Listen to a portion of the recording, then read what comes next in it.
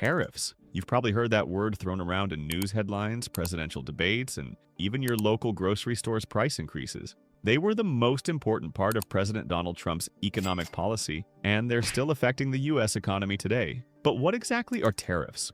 Why did Trump use them so much? And how did they end up affecting everyday Americans? Let's break it down one after the other. What are tariffs, really? Tariffs are taxes.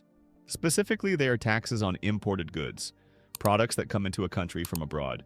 For example, if the US government places a 25% tariff on steel from China, that means American companies importing that steel must pay 25% more than the regular price.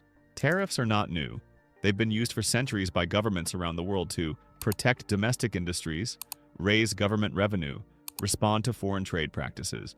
But in the modern economy, tariffs can have ripple effects far beyond their original target. Why did Trump introduce tariffs? Donald Trump's trade policies were built on the idea of putting America first. He believed that China was flooding the US market with cheap goods. American manufacturing jobs were being outsourced overseas. The US was losing billions of dollars through unfair trade deals. To find a solution to this rising issue, his administration began imposing tariffs on hundreds of billions of dollars worth of Chinese goods starting in 2018. Trump's goal was to make imported goods more expensive, encourage Americans to buy US-made products, push companies to bring manufacturing back to the US, and also pressure China into changing its trade practices. What kinds of goods were affected? The tariffs targeted a wide range of products, including steel and aluminum machinery, furniture, and textiles, agricultural goods, auto parts. In total, tariffs were placed on over $350 billion worth of Chinese goods. China responded by imposing its own tariffs on US exports, especially agricultural products like soybeans, pork, and corn. This led to what many called a trade war, a back-and-forth cycle of tariff hikes between the two countries. Who pays for tariffs? This is one of the most misunderstood parts of the tariff debate. Contrary to popular belief, foreign exporters like Chinese manufacturers don't usually pay the tariffs directly. Instead, here's what typically happens. A US importer buys goods from China. When the goods arrive at the US border, the importer must pay the tariff. To make up for this extra cost, the importer raises prices. Retailers pass those prices increase along to consumers. In short, American businesses and consumers pay the cost of tariffs. So, while the policy was meant to target China, much of the financial burden landed on US households and small businesses. The economic effects of this tariff war. Tariffs had both short-term and long-term effects on companies, consumers, and the economy at large. Short-term effects. The price of many goods went up. From appliances to electronics to raw materials, costs rose across various industries. Farmers were hit hard. When China retaliated with tariffs of its own, American exports dropped. Soybean farmers in particular saw major losses. Some US manufacturers faced higher costs for parts and materials, making it more expensive to produce goods domestically. Long-term effects. A 2020 report by the US International Trade Commission found that tariffs reduced US GDP and real income. Economists estimated that the average American household paid between $800 and $1,600 extra per year due to higher prices. Global supply chains were disrupted, especially for companies that rely on parts from multiple countries. Did tariffs help US jobs? This question has a complicated answer. Some industries, like domestic steel production, saw a brief increase in demand. A few steel mills reopened, and some jobs were added. But across the broader economy, the evidence is less positive because manufacturing job growth slowed during the tariff period. Also, some factories laid off workers due to increased material costs. Others postponed expansion plans or shut down entirely. A study from the Federal Reserve estimated that Trump's tariffs led to 300,000 fewer jobs than would have otherwise been created in the same period. Although a few sectors may have benefited, the overall impact on US jobs was negative. How did tariffs affect small businesses? Large companies like Apple or Amazon have the resources to absorb extra costs or shift supply chains, but small businesses usually don't.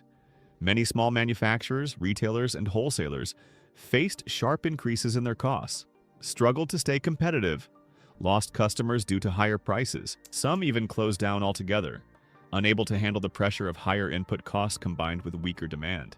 For many of them, the tariffs acted as an added strain, especially during a time when the pandemic and other economic challenges were already in play. What about the bailouts? To help ease the pain, the US government introduced a series of aid programs. especially for farmers. One of the largest was the Market Facilitation Program, which gave over $28 billion in subsidies to agricultural producers hurt by the trade war. Meanwhile, critics pointed out that the bailouts were a temporary fix. They didn't address the underlying trade issues many small farmers still struggled to stay afloat. Some large agribusinesses received the lion's share of the funds. So, while the aid helped in the short term, it didn't fully compensate for lost exports or market share. What are tariffs costing Americans today? As of 2025, several estimates suggest that tariffs are costing U.S. consumers hundreds of dollars more per year depending on what goods they buy. Businesses continue to face elevated supply costs, especially in sectors like construction, electronics, and auto parts. The competitive disadvantage for small businesses remains, as they can't spread out higher costs the way large corporations can.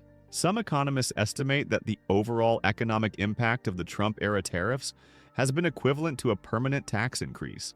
However, without the benefits of improved infrastructure or social programs that taxes usually support. Do tariffs ever work? Yes, it does, but only under specific conditions.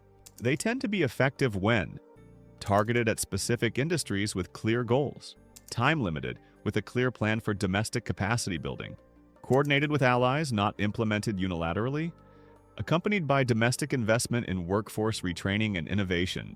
Trump's tariffs, critics argue, lacked many of these features.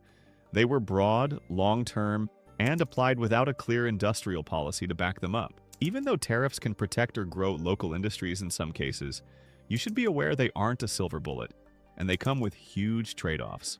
Quick recap. Let's go over what we've learned. Tariffs are just taxes on imported goods. Trump introduced them to protect U.S. jobs and industries. American importers paid the tariffs, not China. The cost was passed down the chain to businesses and consumers.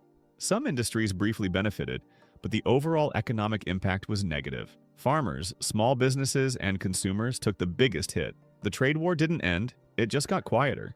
Many of the tariffs are still active and quietly increasing prices in 2025. They've become part of the new normal, even though the evidence shows they didn't work as intended. Extra tips: how to spot tariff effects in everyday life. Watch for odd price jumps in electronics, appliances, or imported parts. Tariffs are often buried in those. Compare pre-2018 prices with current ones for long-standing items. You'll notice the shift.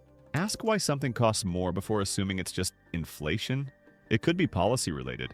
When a product is made in Vietnam or assembled in Mexico, it might be part of a post-tariff supply chain shift. Not all price hikes are natural, some are man-made.